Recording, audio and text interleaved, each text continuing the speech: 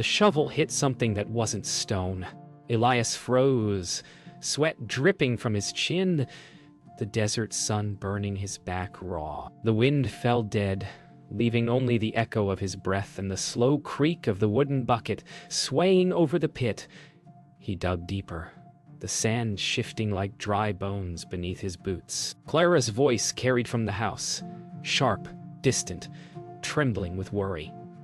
But Elias didn't answer. What he uncovered glimmered like old bronze beneath the dirt, a shape too smooth, too deliberate to be natural. He brushed it clean, and a breath of cold air escaped from the earth, carrying whispers that no wind should know. The smell of rainless centuries filled the air. He knelt closer, heart pounding, as something inside the ground stirred back. Why was there metal where no man had ever built? Why did the earth breathe like a living thing? And why, for the first time in years, did he feel he'd just woken something older than thirst itself? Night falls too soon. The lantern flickers in the wind while Elias sits beside the pit, staring into the darkness that once promised water. Clara pleads from the porch for him to come inside, her voice breaking between fear and faith.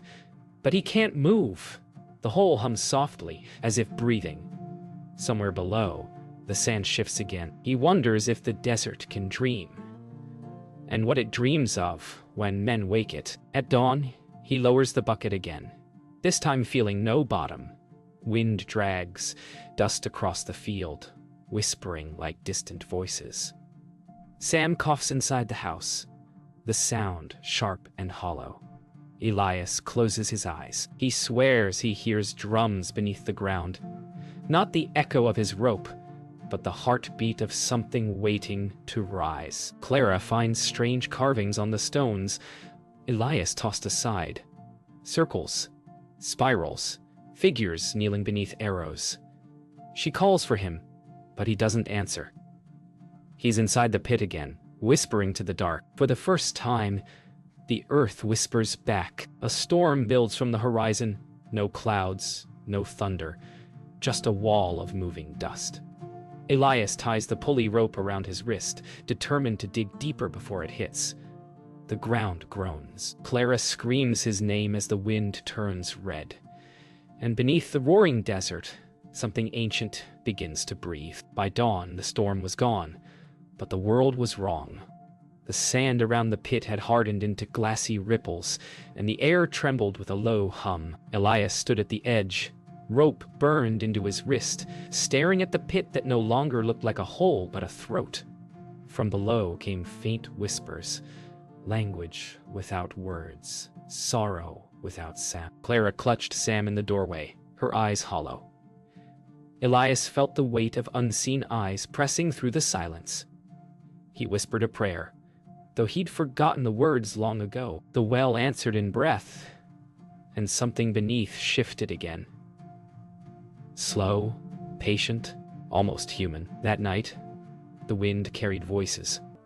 Not loud, not clear, just enough to make the shutters rattle and the cattle groan. Elias sat by the table, lamp burning low, hands shaking around a cup gone cold. He heard footsteps circling the house, slow and dragging. Clara pressed her back against the door, cross in hand. Sam whimpered under the blanket, whispering that someone was calling his name from the field. Elias looked through the window and froze. In the moonlit dust, a line of figures stood, motionless, half buried, facing the house. When Elias stepped outside, the air felt thick as smoke. The figures didn't move. They only watched. He whispered, "What are you?" And the earth replied with a deep sigh. One of them lifted its head, the movement slow, unnatural. Sand fell from its shoulders like water. Its eyes gleamed brighter, sad, accusing. Behind him, Clara screamed as the lanterns blew out. The night swallowed everything but the soft chanting from beneath the soil. The well had found its voice. By sunrise, the figures were gone, leaving footprints that glowed faintly in the dust. Elias followed them across the dead field until they vanished near the old riverbed. There, carved into the rock, He found the same symbol he had unearthed, a spiral surrounding a handprint. He knelt beside it, pressing his palm into the mark. The earth pulsed warm beneath his skin, and suddenly, memories that weren't his filled his mind. Drums, fire, screaming, betrayal. He gasped and pulled away, but the mark burned faintly on his hand. That evening, Elias dreamed of a desert drowning in blood. He saw men like him, white, armed, laughing, chasing painted warriors through fire and storm. He woke screaming, the mark on his hand burning bright. Clara held him as the wind outside rose again, bringing with it the faint sound of drums and women crying beneath the sand. The tribe was not gone. It was waking. The next morning, the desert lay silent, too silent. Not even wind dared move. Elias stood by the well, staring into the depths that now glowed with shifting light, like embers underwater. His hand throbbed with pain, the branded mark pulsing to the rhythm of something deep below. Then, the earth sighed, low and mournful. A soft rumble followed, spreading outward through the sand like a drumbeat. He stepped back as cracks split the ground. From the pit, pale arms reached upward, not flesh but dust, forming the shape of people. And then came faces, ancient, sorrowful, half made of air. The tribe had not only awakened, they were rising. Elias didn't run. His boots rooted to the ground as the tribe gathered around him, shadows of the past standing in the living world. Komatai stepped forward, his voice not spoken but carried through the wind, each word echoing inside Elias's skull. "Your blood took ours," it said. "Now the land takes you." Elias shook his head, choking on fear and guilt he couldn't explain. "I didn't know," he whispered, but the spirits heard what lived in his blood, not his words. Behind him, Clara clutched their son tighter, praying beneath her breath to a god that suddenly felt far away. Komatai stretched out a hand toward the sky, and clouds began to gather, black, heavy, and rolling with thunder. The tribe's chant rose from beneath the sand, echoing through the valley. Elias's mark flared with light, forcing him to his knees. Visions filled his head, men in blue coats, rifles, and fire. He saw his grandfather's face among them. He saw the massacre, the tribe buried alive beneath the desert they once called sacred. The truth struck him harder than any bullet. His farm was built upon their grave. When Elias woke, the storm was gone. Only Avatari remained, sitting cross-legged beside him. Her eyes were sharp yet filled with grief. She told him the story of the betrayal, how the soldiers had promised peace, then slaughtered them when they came to trade. She said the land had kept their souls trapped beneath its skin until the same blood that spilled it called them back. Elias listened in silence, tears drying on his face. She looked toward the farmhouse where Clara watched from behind the glass. "Your wife is kind," Avatari said softly. "Do not let her see what must come." By nightfall, the drums began again. Komatai returned with the tribe, standing beneath the full moon like statues carved from dust and sorrow. Avatari turned away, unable to meet his eyes. The chief pointed toward Elias and spoke. "The well you opened must now be fed. Blood for breath, breath for water." Elias looked toward his family, then back to the tribe. "If that's what it takes," he whispered. The mark on his hand began to burn brighter than fire, casting the desert in a pale, haunting glow. And somewhere deep below, the well answered with a low, hungry roar. The next day dawned gray and heavy, the kind of sky that felt like it was holding its breath. Elias stood beside the well, his palm wrapped in cloth to hide the burning mark. Clara begged him to leave it, to pack their things and take Sam east before the storm returned. But Elias couldn't. He said the land wasn't done speaking. When the sheriff's horse appeared on the horizon, its rider carried more than law. He carried greed. Dodd Halvers had come with papers, guns, and 2 men at his back. He said he wanted the land. He didn't know the land wanted him too. Dodd dismounted slow, hand resting near his revolver. He spoke with the calm cruelty of a man used to owning fear. "You're trespassing on federal soil," he said, waving papers that looked too clean for this place. Elias said nothing, only stared past him toward the horizon where faint dust clouds swirled like smoke. The sheriff laughed, mistaking silence for surrender. He didn't notice the way the ground shivered beneath his boots. When Elias finally spoke, his voice was quiet.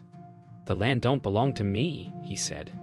"And it sure as hell don't belong to you." As Dodd ordered his men to dig around the well, the first shovel struck something hard. They cursed, thinking it's stone. But when the dirt fell away, it revealed a skull painted red and bound with prayer beads. The deputies stepped back, pale, but the sheriff only grinned.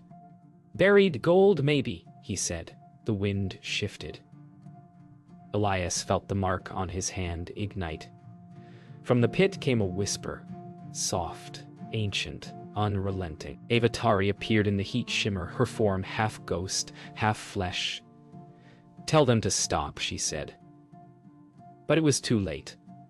The ground began to breathe again. Lightning flashed without sound, and the air turned cold. The deputies dropped their tools and ran, vanishing into the dunes.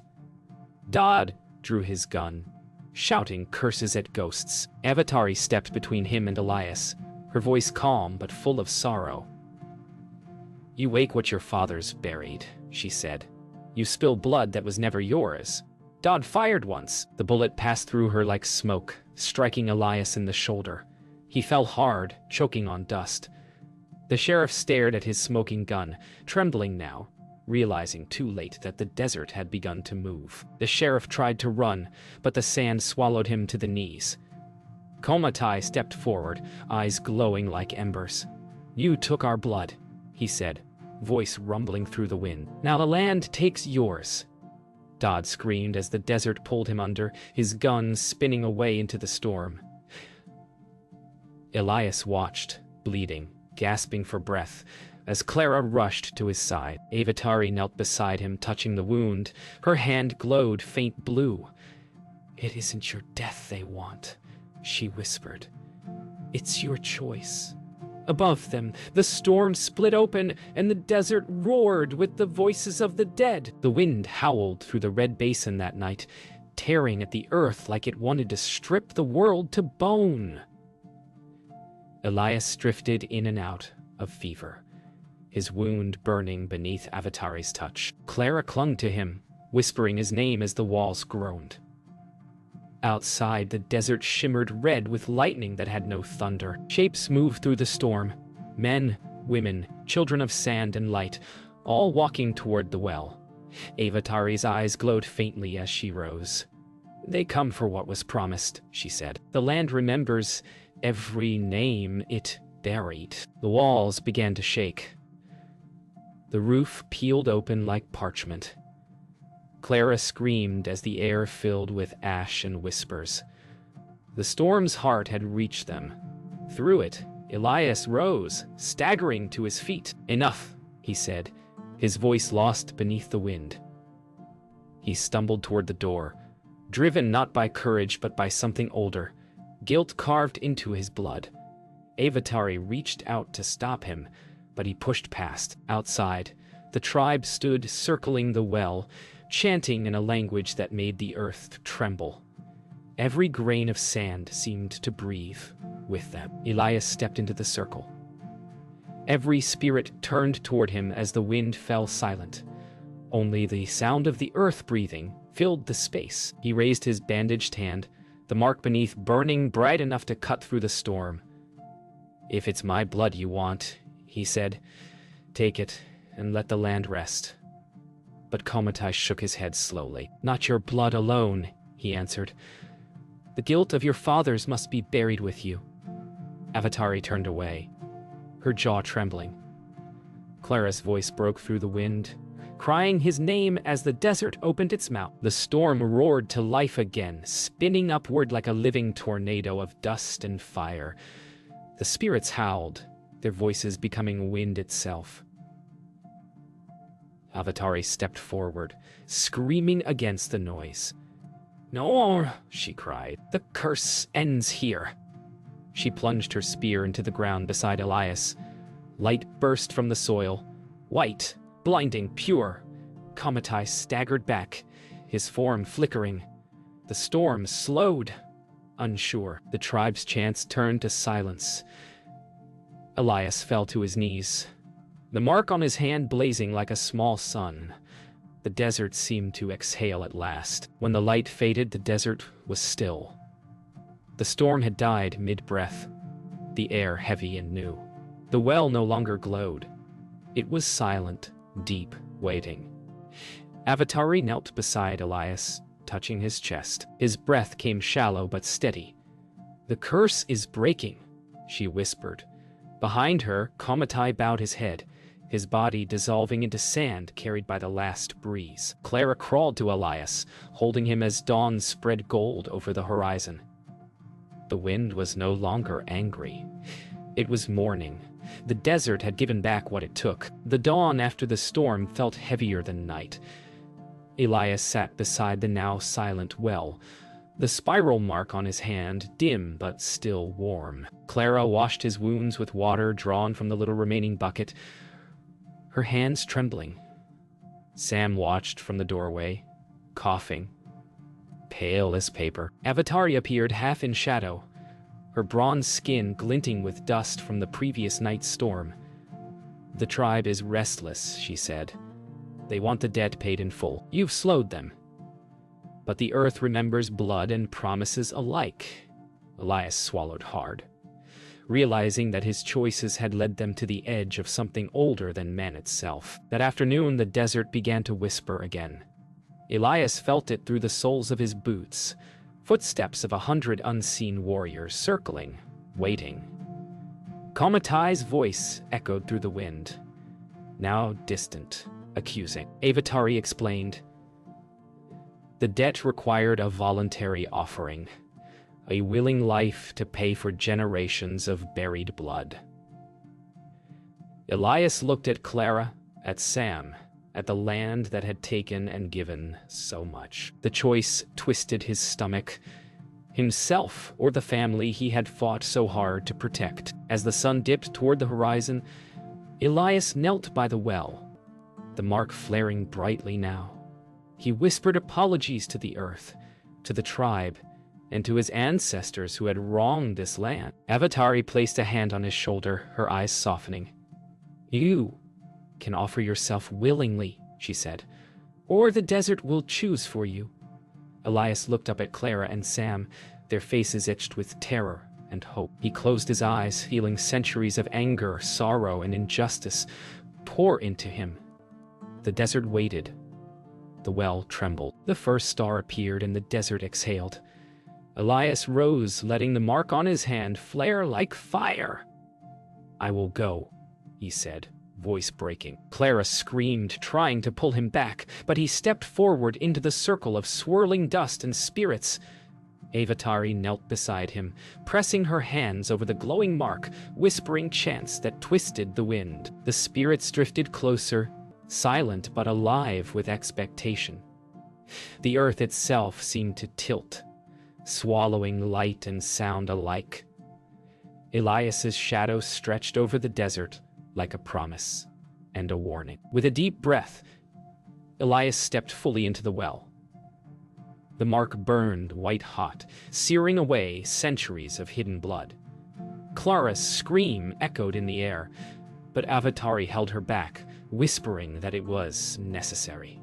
The earth swallowed him slowly, gently, as if acknowledging the offering. Dust and light twisted around him, voices of the tribe singing of release and peace. The well settled into silence, calm at last. Clara clutched Sam, staring at the empty circle, tears streaming, knowing the land had accepted the debt. The desert exhaled, and for the first time in centuries, it was quiet. Dawn broke soft and golden over the Red Basin Desert, washing the cracked earth in light that smelled faintly of rain.